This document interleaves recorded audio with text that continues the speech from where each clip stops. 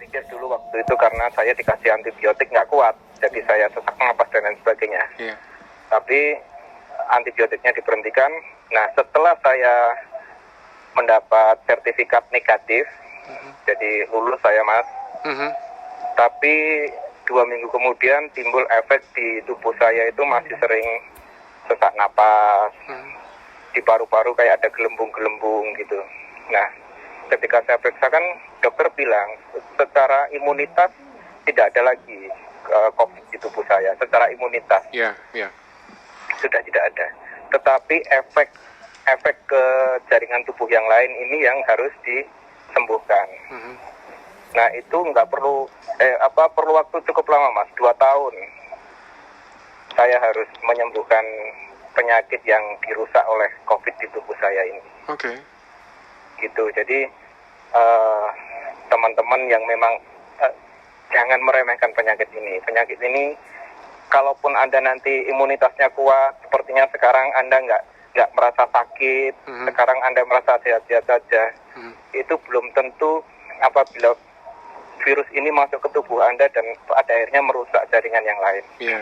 Karena selain paru-paru, Mas, tenggorokan itu dokter bilang scrap, jadi luka.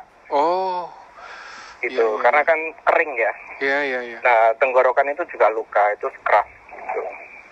Nah, jadi new normal ini ya memang harus kita jalani. Ini sebuah virus yang harus berdampingan, tapi sebisa mungkin ya harus kita lawan dengan kedisiplinan kita.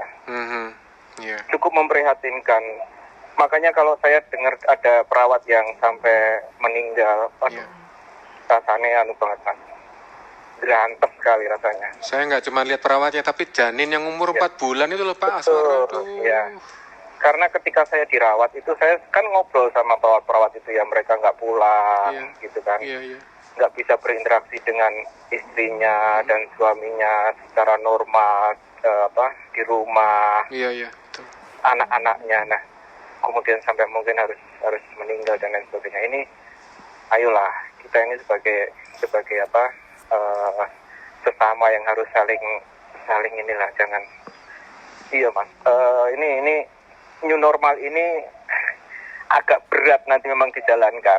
Iya. Ya, karena kita hidup normal dengan aturan baru ini kan belum tentu semua orang bisa menjalani ya, Mas Imam ya. Iya. Iya. Itu baru dari sisi segi kesehatan sakit yang mungkin teman-teman yang pernah COVID rasakan. Belum dari sisi moral, sosial di lingkungan yang dia terima. Karena saya pernah cerita, Mas, saya kan sempat harus pindah rumah. Saya sempat harus mengasingkan diri.